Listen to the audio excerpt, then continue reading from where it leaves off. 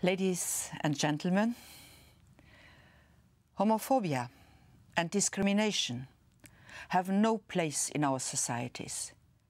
Europe is founded on common values, which are enshrined in the Charter of Fundamental Rights of the European Union.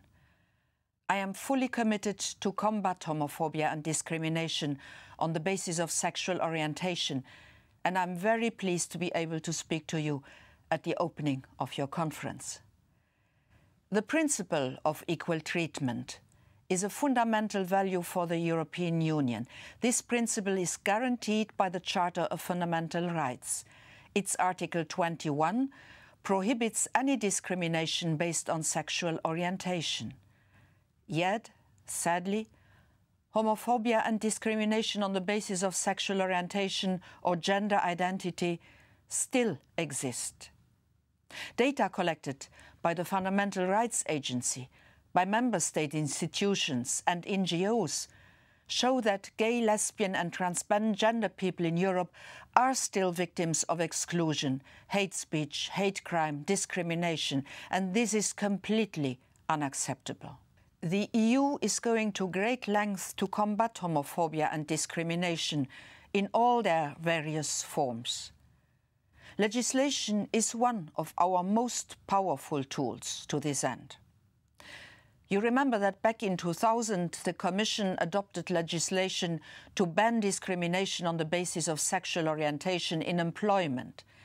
This has raised the level of protection for LGBT people in all EU member states. A homosexual person who faces discrimination at work or in applying for jobs can now seek redress.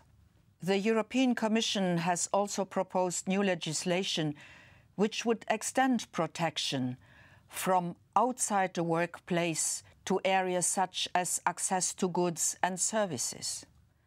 The European Parliament is in favour, but all EU governments need to agree before we can have EU-wide protection.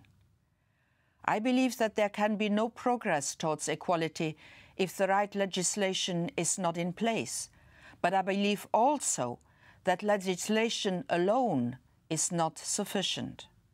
We need to have also the right policies in place. Last year, my services organised an exchange of good practices in public policy making to combat discrimination on grounds of sexual orientation and gender identity. Representatives from ministries of several EU member states took part and went away with a lot of very useful good practices.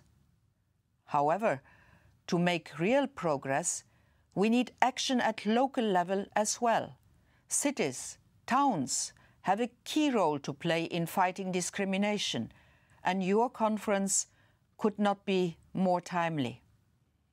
The adoption of the European White Paper on combating homophobia under the umbrella of the AHEAD project represents a major contribution from regional and municipal levels in the fight against homophobia and LGBT people. I would like to congratulate the project coordinators and their partners for establishing a set of comprehensive policies and related good practices. I encourage you to continue in your efforts to promote and implement these recommendations, which are aimed at improving the quality of life and the integration of gay, lesbian and transgender people in our cities, in our regions. Projects combating hate crime and hate speech, sports, media events are all excellent tools for promoting better integration of the LGBT community. I wish you a very successful conference, and I very much look forward to hear its conclusions.